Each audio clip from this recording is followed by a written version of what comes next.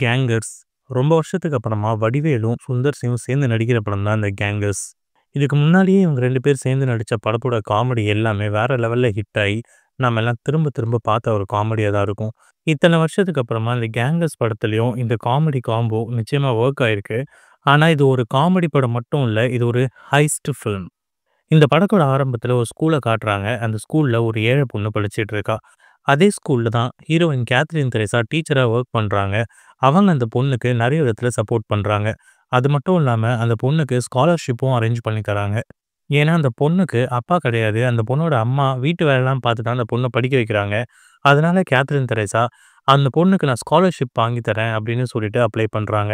இந்த மாதிரி நேரத்துல தான் அந்த பொண்ணு காணாம போயிடுறா. எல்லாரும் அந்த பொண்ண காணோம்னு சொல்லிட்டு தேட ஆரம்பிக்கிறாங்க. பொண்ணு காணாம போயிட்டு 1 மாசம் ஆகுது. ஆனா இன்னும் அந்த பொண்ண கண்டுபிடிக்க முடியல. அப்போ டீச்சரா இருக்க கேத்ரின் தெரசா, இந்த பொண்ண காணோம், காணவில்லை அப்படின்னு சொல்லிட்டு எல்லா இடத்துலயும் போஸ்டர் அடிச்சு ஒட்டுறாங்க. இந்த பொண்ண கண்டுபிடிச்சு தர சொல்லி போலீஸ்க்கும், கமிஷன் ஆஃபீஸ்க்கும் லெட்டரா எழுதி அனுப்புறாங்க. நீங்க மட்டும் இந்த பொண்ண கண்டுபிடிச்சு தரலனா, கண்டிப்பா நாங்க வந்து போராட்டம் பண்ணுவோம்னு சொல்லிடுறாங்க. இதனாலேயே எந்த பிரச்சனையும் வரக்கூடாது அப்படின்னு சொல்லிட்டு கமிஷனர் ஆஃபீஸ்ல இருந்து ஒரு போலீஸ்கார அப்பாயிண்ட் பண்ணி இந்த ஸ்கூல்ல போய் வேலை செய்ற மாதிரி, அங்க என்னலாம் பிரச்சனை நடக்குதுன்னு சொல்லிட்டு பார்க்க சொல்றாங்க. இப்போ நமக்கு அந்த போலீஸ் யாருன்னு காட்ட மாட்டேங்கிறாங்க. ஆனா கட் பண்ணா நமக்கு சுந்தர் சிய காட்டுறாங்க. சுந்தர் சி இதே ஸ்கூலுக்கு புது பிடி மாஸ்டரா வந்து வேலைக்கு சேர்றாரு.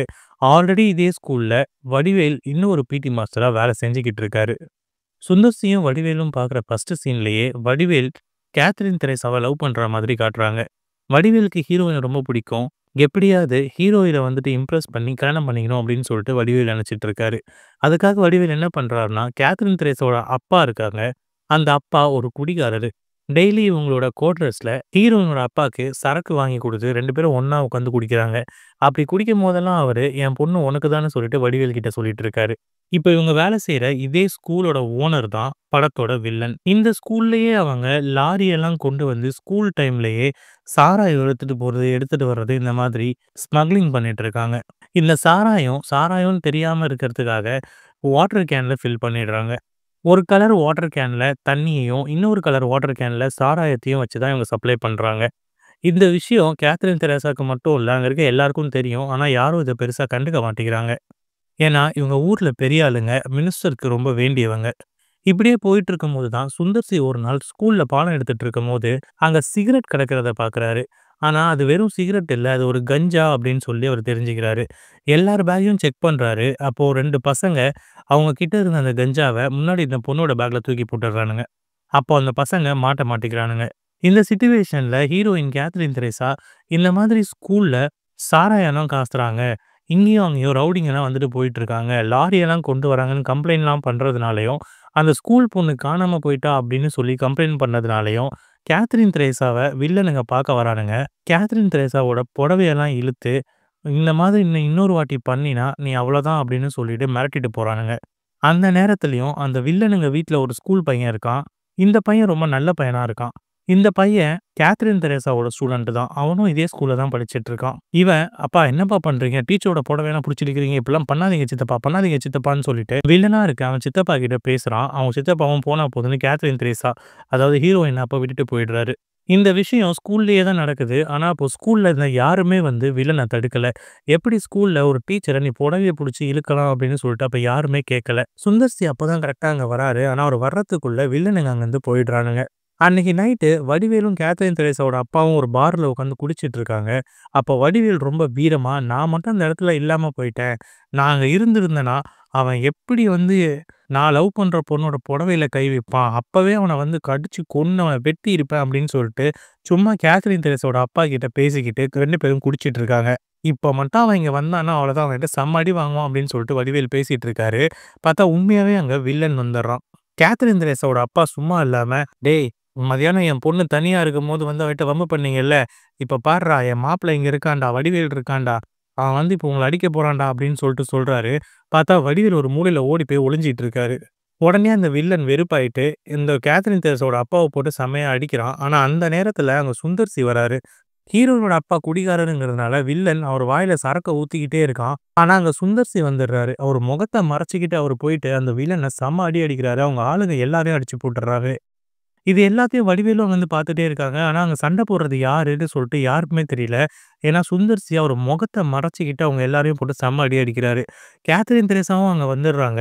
யாரோ ஒருத்தர் போட்டு இந்த வில்லனுங்கலாம் செம்ம அடி அடிக்கிறத பார்க்குறாங்க. ஆனா, அது சுந்தர் சி தான்னு சொல்லிட்டு கேத்ரின் தெரேசாக்கு இன்னும் தெரியாது. அவங்க பாருக்கு அவங்க அப்பாவ கூட்டிட்டு போறதுக்காக வந்திருக்காங்க. சுந்தர் சி எல்லாரையும் அடிச்சு போட்டதுக்கு அப்புறமா வில்லன் கீழ மயக்கத்துல கிடக்கும்போது வடிவேல் போயிட்டு அவர் அடிச்ச மாதிரி சும்மா போஸ் குடுத்து ஃபோட்டோ மட்டும் எடுத்துக்கிறாரு. இந்த ஃபோட்டோவ பார்த்தா கேத்ரின் தெரேசாக்கு அவர் மேல லவ் வந்துரும்னு நெனைக்கிறாரு. இங்க கேத்ரின் தெரேசா ஸ்கூல்ல இருக்கும்போது பக்கத்துல சுந்தர் சிய பார்க்குறாங்க. அங்க சுந்தர் சியோட பாடி லாங்குவேஜ் எல்லாம் பார்த்துட்டு, இதே மாதிரி பாடி லாங்குவேஜோட தான் நேத்து ஒருத்தன் அடிச்சான் அப்படின்னு சொல்லி அவங்க புரிஞ்சுக்கிறாங்க. சுந்தர் சி தான் அது அப்படின்னு சொல்லி அவங்களுக்கு புரியுது.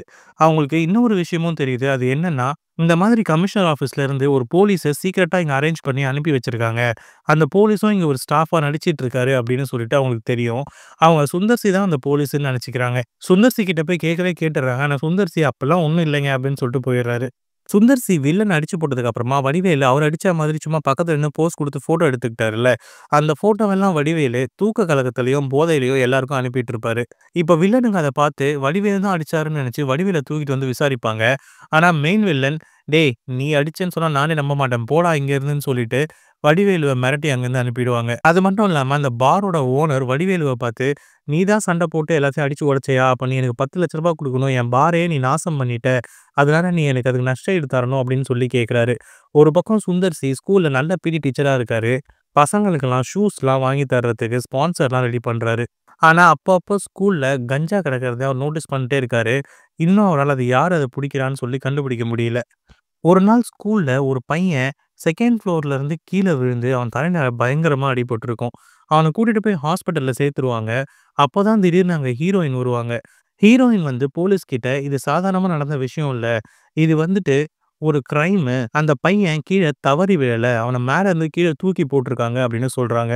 அதுக்கு ப்ரூஃபா அவன் ஃப்ரெண்ட காமிக்கிறாங்க. அவனோட ஃப்ரெண்ட் ஒரு குட்டி பையன் வந்துட்டு, இந்த மாதிரி அவன் அங்க மேல வாட்டர் கேன்ல இருந்த தண்ணிய தான் புடிச்சு குடிச்சான். அங்க பக்கத்துல இருந்தவங்க பேசிக்கிட்டாங்க. அவங்க தெரியாம குடிக்கிற தண்ணி கேனுக்கு பதிலா அவங்க சாராயம் கடத்துற அந்த கேன அங்க வச்சுட்டாங்க. அந்த பையன் கொஞ்சம் சாராயத்த குடிச்சுட்டான் தண்ணின்னு நெனச்சு. அதனால அவன் மயங்கி விழுந்துட்டான். அப்படியே விட்டா பிரச்சனை ஆயிரும்னு அவங்க தூக்கி கீழ போட்டாங்க அப்படின்னு சொல்லிட்டு அந்த ஸ்கூல் பையன் சொல்லிருவான். ஆனா அதுக்குள்ள ஆல்ரெடி பார்ல சண்ட போட்டான்ல மெயின் வில்லன். அவனோட பிரதர் இன்னொரு வில்லன் இங்க வந்துருவான். இவன் வந்து இந்த கீழ விழுந்த பையனோட அப்பா, அம்மாவ மிரட்டி, இந்த மாரி என் பையனுக்கு அடிக்கடி ஃபிக்ஸ் வரும். அவன் இப்படிதான் கீழ விழுந்துருவான் அப்படின்னு சொல்ல வச்சுர்றாரு. போலீஸும் அவங்கள புடிக்காம விட்டுருது. இப்போ அவங்க ஏரியால ஒரு ஸ்கூல் திருவிழா வருது. இந்த திருவிழால இந்த வில்லன் வந்துடுறான். மொத்த படத்துல 3 வில்லன். பார்ல அடிபட்டது ஒருத்தன். இது அவனோட பிரதர் இன்னும் ஒருத்தன். இவன் இப்ப இந்த திருவிழாவுக்கு வந்துடுறான். இங்கேயும் வடிவேல் இருக்காரு. இந்த திருவிழால வேஷம் போட்டுக்கிட்டு ஒருத்தரு மறுபடியும் வந்து சண்டை போடுறாரு. யாருன்னு பார்த்தா சுந்தர் சி. சுந்தர் சி போட்டு செம்ம அடி அடிச்சு போட்டுறாரு இவனையும். வழக்கம் போல வடிவேல் தான் அடிச்சான்னு நெனச்சு, வடிவேலுவ தூக்கிட்டு போயிட்டு விசாரிக்கிறாங்க. ஏன்னா, வடிவேலு பார உடைச்சதுனால, அந்த பார் ஓனருக்கு பயந்து இந்த கூட்டத்துல கூட்டமா அவரும் வேஷம் போட்டுட்டு சுத்திட்டு இருப்பாரு. பார்த்தா அவன் நஷ்ட ஈடு காசு கேட்பான் அப்படின்னு சொல்லிட்டு. அப்போ வடிவேலு தான் வேஷம் போட்டுட்டு இருக்கான். வடிவேலு தான் மறுபடியும் வேஷம் போட்டு அடிச்சுட்டான்னு நெனச்சு, மறுபடியும் வடிவேலுவ தூக்கிட்டு போய் விசாரிப்பாங்க. "அண்ணன பார்ல வச்சு அடிச்ச, தம்பிய வந்துட்டு இங்க கோயில்ல வச்சு அடிச்ச. நீ எதுக்கு எங்கள அடிக்கிற?" அப்படின்னு சொல்லி விசாரிப்பாங்க. ஆனா, அவங்களே வந்துட்டு வடிவேலு ஒரு டம்மி பீஸு. அவன் நம்மள அடிக்கலன்னு சொல்லிட்டு அப்புறமா விட்டுருவாங்க. இப்போ இந்த வில்லனுங்களோட பையன் ஒரு நல்ல பையனா இருக்கான். அவன் இதே ஸ்கூல்ல தான் படிச்சுட்டு இருக்கான் அப்படின்னு நான் சொன்னேன் இல்லையா?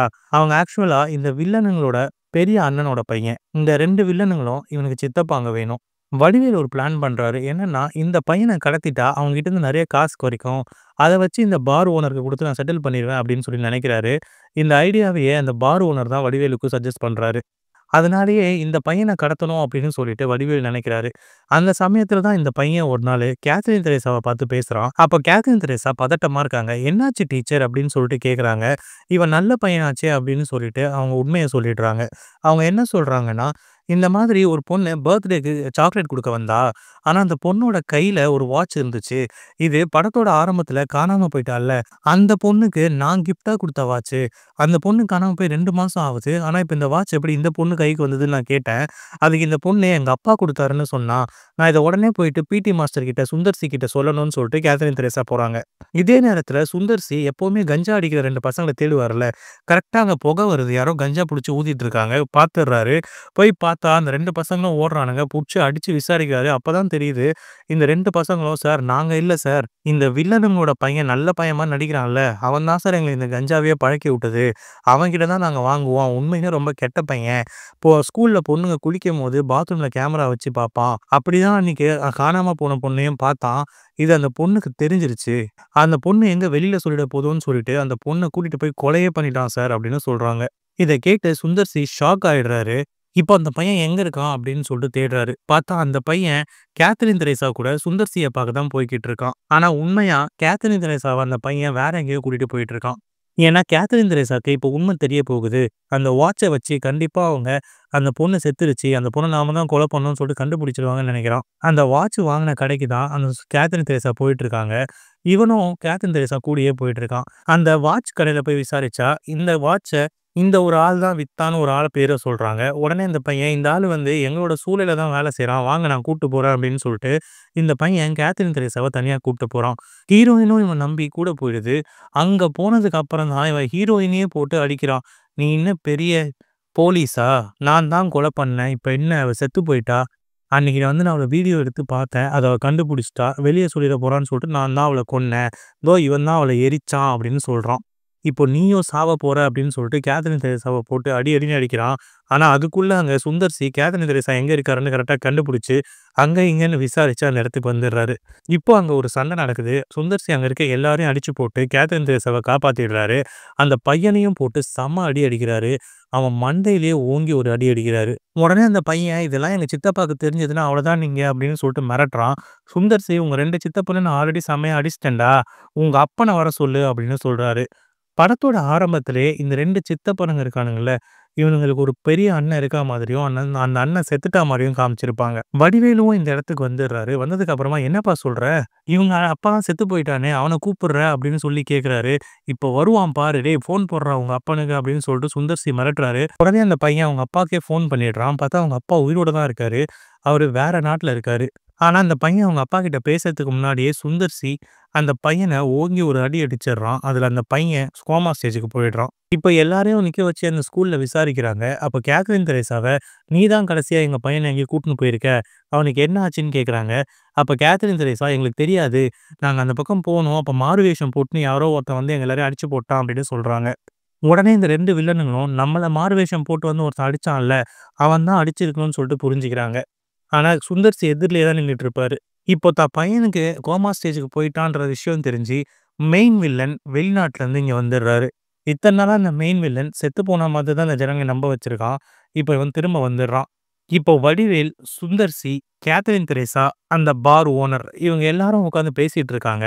அப்போ கேத்தரின் தெரேசா சுந்தர் சிய பார்த்து, "நீங்க போலீஸ் தானே? நீங்க எதுக்காக வந்து பயப்படணும்? அவன் உயிரோட தானே இருக்கான். அந்த பையனோட அப்பா. அவன் மேல கேஸ் குடுக்கலாம்ல" அப்படி இப்படின்னு கேட்குறாங்க. அதுக்கு அவரு, "நான் போலீஸ்லாம் யார் சொன்னா? நான் போலீஸ்லாம் இல்லைங்க" அப்படின்னு சொல்றாரு. இவங்க பேசுறது எல்லாத்தையும் அந்த ஸ்கூலோட மேத்ஸ் டீச்சர் தூரத்துல இருந்து ஒளிஞ்சு நின்னு கேட்டுட்டு இருப்பாரு. அவரு திடீர்னு உள்ள வந்து, "நான் தாங்க அந்த ஒரிஜினல் போலீஸு.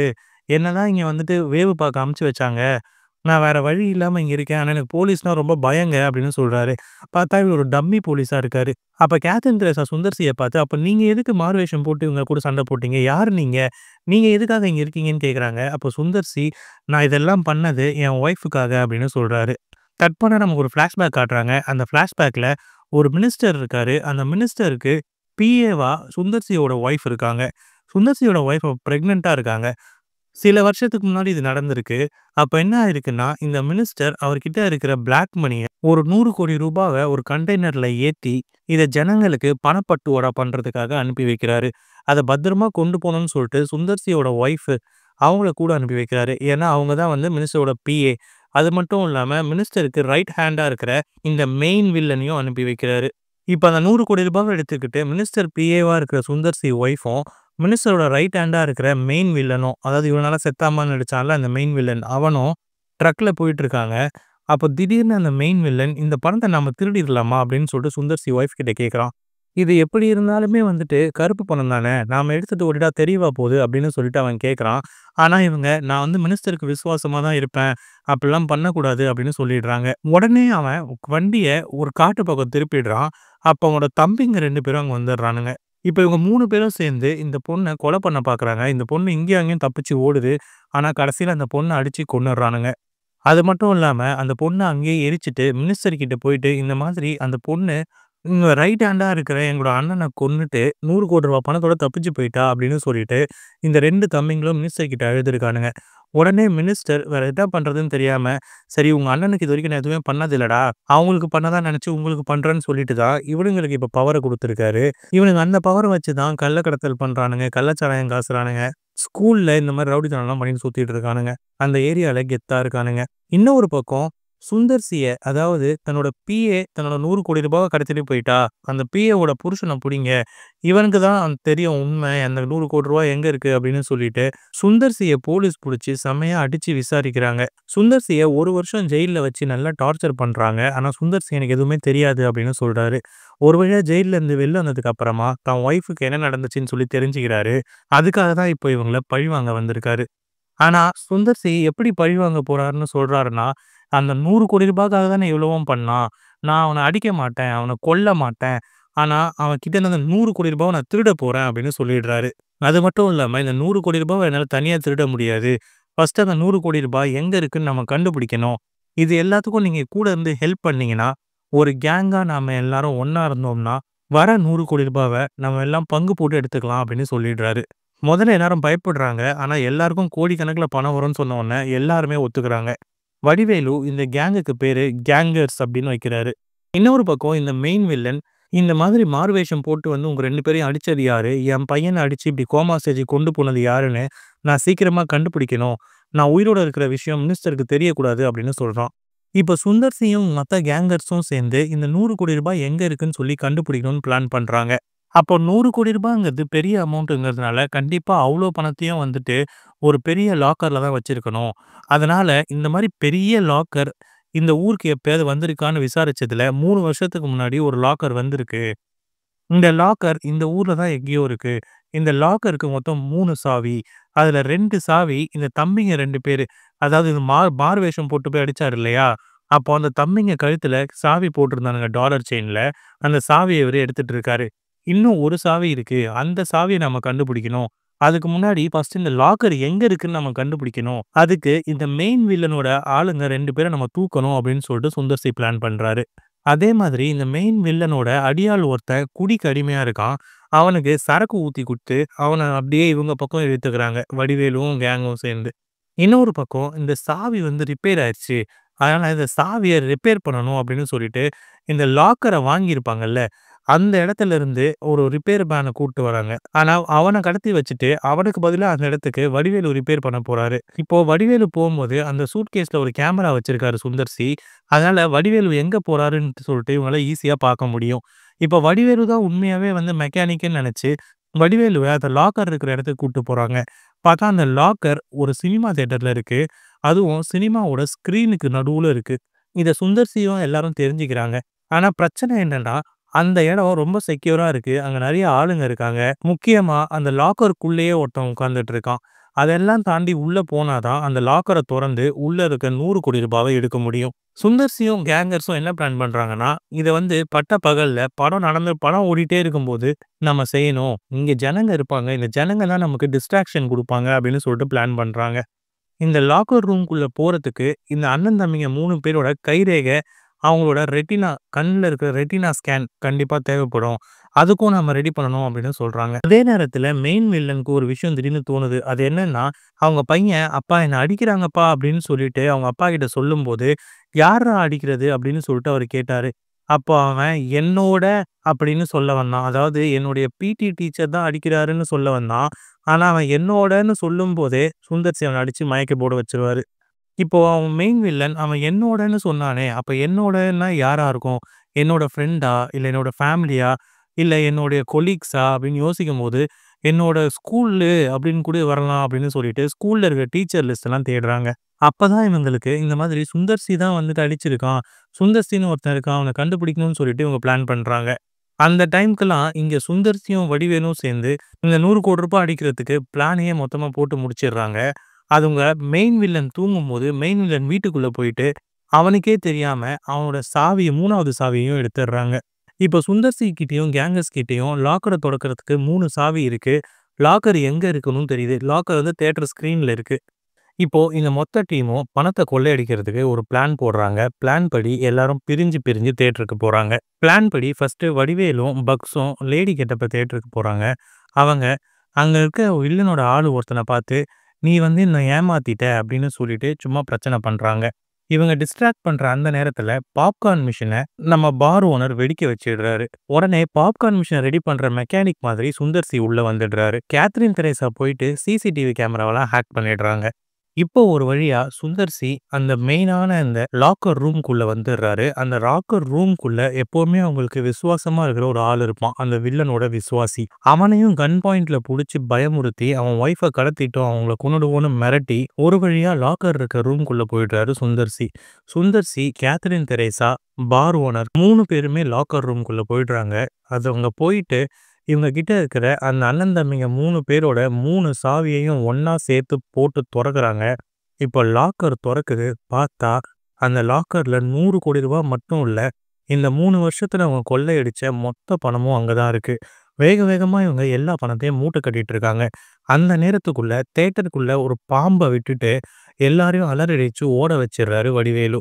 இப்போ ஒரு பக்கம் வடிவேலு ஜனங்கள டிஸ்ட்ராக்ட் பண்ணிட்டு இருக்க, இன்னொரு பக்கம் இவங்க வேக வேகமா இங்க இருக்க பணத்தெல்லாம் மூட்டை கட்டிக்கிட்டு இருக்காங்க.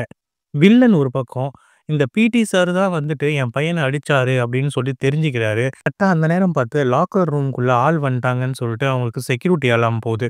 உடனே அண்ணன் தம்பிங்க 3 பேரும் அந்த வில்லனுங்க 3 பேருமே லாக்கர் ரூம்க்கு ஓடி வராங்க தியேட்டருக்கு. இங்க வந்து பார்த்தா ஜனங்க எல்லாம் இங்கேயும் அங்கேயுமா ஓடிட்டு இருக்காங்க. வேக வேகமா இவங்க லாக்கர் ரூம்க்குள்ள ஓடி பார்க்குறாங்க. பார்த்தா அங்க லாக்கர் ரூமே எம்ப்டியா இருக்கு. அங்க பணம் எதுவுமே காணோம். இப்போ திரும்ப கேங்கர்ஸ் எல்லாரும் அவங்களோட நார்மல் லைஃப்க்கு வந்துட்டாங்க. சுந்தர் சி ப்ராமிஸ் பண்ண மாதிரி எல்லாருக்கும் அவங்க பணத்த சுந்தர் சி பங்கு போட்டு திரும்பி தரணும். ஆனா யாருக்கும் இன்னும் எந்த பங்கும் வரல. முக்கியமா சுந்தர் சி அங்க இருந்த அவ்ளோ பணத்தையும் எப்படி யாருக்கும் தெரியாம அங்கருந்து எடுத்துட்டு போனாருன்னு யாருக்கும் புரியல. இப்பதான் ஒரு நாளு திடீர்னு கேத்ரின் தெரேசாவுக்கும் கேங்கர்ஸ்க்கும் புரிய வருது. சுந்தர் சி எப்படி அந்த பணத்த அங்கருந்து எடுத்திருப்பாருன்னா, அந்த தியேட்டர்ல அந்த நேரத்துக்கு சுந்தர் சியோட மதகஜராஜா படம் தான் ஓடிக்கிட்டு இருக்கும். அப்ப விஷாலுக்கு வெளிய பெரிய பலூன்ல கட் அவுட் வச்சிருப்பாங்க. சுந்தர் சியும், கேத்ரின் தெரேசாவும் பார் ஓனரும் பணத்தெல்லாம் மூட்டை கட்டி மேல செவுருல ஓட்ட போட்டு, ஒரு ரோப்பு வழியா அந்த மூட்டைகள் எல்லாத்தையும் மேல ஏத்துவாங்க. அப்ப சுந்தர் சி அந்த மொத்த மூட்டைங்களையும் அந்த விஷாலோட பெரிய கட் அவுட் இருக்கு இல்லையா? அந்த கட் அவுட்டுக்குள்ள தூக்கி போட்டுர்றாரு. 2 நாள் கழிச்சு சாதாரணமா ஒரு ட்ரக் எடுத்துட்டு வந்து அந்த கட் அவுட்ட எடுத்துட்டு போற மாரி பணத்த எடுத்துட்டு போயிட்டு இருக்காரு. அது மட்டும் இல்லாம, மெயின் வில்லன மினிஸ்டர் கிட்ட மாட்டி விட்டுர்றாரு. ஏன்னா, மினிஸ்டர் அந்த நேரத்துக்கு தியேட்டருக்கு வந்துடுறாரு. வந்து பார்த்தா, செத்து போயிட்டு தான் நெனச்சிட்டு இருக்க மெயின் வில்லன் உயிரோட தான் இருக்கான். இப்போ மினிஸ்டருக்கு தெரிஞ்சிருது, இவன் தான் வந்து நம்ம ₹100,00,00,000 கொள்ளடிச்சிருக்கான். நம்ம கண்டுபிடிச்சிடக் கூடாதுன்னு சொல்லிட்டு, நம்ம பிஏ மேல பழிய போட்டு, இவன் வந்து செத்து போன மாரி நடிச்சிருக்கான். பிஏ வந்து இவன கொன்னுட்டு ₹100,00,00,000 எடுத்துட்டு போயிட்டான்னு நடிச்சிருக்கான். இப்படின்னு மினிஸ்டர் புரிஞ்சுகிட்டு, அவங்க 3 பேரையும் போட்டு செம்ம அடி அடிக்கிறாரு. 3 பேரையும் டார்ச்சர் பண்றாரு. இப்பதான் நமக்கு ரொம்ப ஷாக்கிங்கான ஒரு விஷயத்த காட்டுறாங்க. அது என்னன்னா, சுந்தர் சி சொன்ன மாதிரி இன்னும் இவங்களுக்கு பணத்த பங்கு போட்டு தரல. எல்லாரும் அவங்களோட நார்மல் லைஃப்ல இருக்காங்க. சில மாதங்கள் கடந்து போது. அப்ப நமக்கு ஜெயில்ல காட்டுறாங்க. பார்த்தா, ஜெயில்ல விமல் இருக்காரு. இப்பதான் நமக்கு காட்டுறாங்க. சுந்தர் சி சொன்ன ஃபிளாஷ்பேக் கதையில வந்தது உண்மையாவே விமல் தான். அதாவது சுந்தர் சி என் ஒய்ஃப வந்துட்டு இந்த மினிஸ்டர் கொன்னுட்டான். அதுக்காக நான் பழிவாங்க வரேன்னு சொன்னாருல்ல. அப்ப அவர் ஒய்ஃப பத்தி சொன்ன மொத்த கதையும் உண்மதான். ஆனா, அது உண்மையா அவரோட ஒய்ஃப் கிடையாது. விமலோட ஒய்ஃப். ஜெயில்ல இருக்கிறது சுந்தர் சி கிடையாது. விமல் தான். 1 வருஷம் நான் ஜெயில்ல கஷ்டப்பட்டேன்னு சுந்தர் சி சொன்னது பொய். ஜெயில்ல இருக்கிறது விமல். விமலோட கதைய தான் சுந்தர் சி இவரோட கதை மாதிரி சொல்லியிருப்பாரு. உண்மையா சுந்தர் சி ஒரு சாதாரண கொள்ள அடிக்கிற ஒரு கொள்ளைக்காரன் தான். அவரு ஜெயில்ல இருக்கிற விமலோட கதைய தன்னோட கதை அப்படின்னு சொல்லி கேங்கர்ஸ்ன்னு ஒரு கேங்க சேர்த்து அந்த ₹100,00,00,000 கொள்ளடிச்சுட்டு போயிட்டாரு. இவங்களுக்கு சொன்ன மாரி பங்கும் வரல. இப்படியே கொஞ்ச நாள் போது. பார்த்தா திடீர்னு இந்த கேங்கர்ஸ் எல்லார் வீட்டுக்கும் ஒரு ஃப்ரிட்ஜ் வருது. எல்லாரும் அந்த ஃப்ரிட்ஜ தொறந்து பார்த்தா, அதுல சுந்தர் சி ப்ராமிஸ் பண்ண மாரி அவங்க அவங்களுக்கான பங்க பணமா கட்டு கட்டா வச்சு குடுத்துடுறாரு. எல்லாருமே ரொம்ப சந்தோஷமாயிடுறாங்க. கேத்ரின் தெரேசாக்கு மட்டும் சுந்தர் சி எங்க இருப்பாருன்னு சொல்லிட்டு ஒரு ஐடியா வருது. கேத்ரின் தெரேசாக்கு இந்தோனேஷியா போணும்னு ரொம்ப ஆசை. சுந்தர் சி கண்டிப்பா அங்க தான் இருப்பாருன்னு சொல்லிட்டு அவ புரிஞ்சுக்கிறா.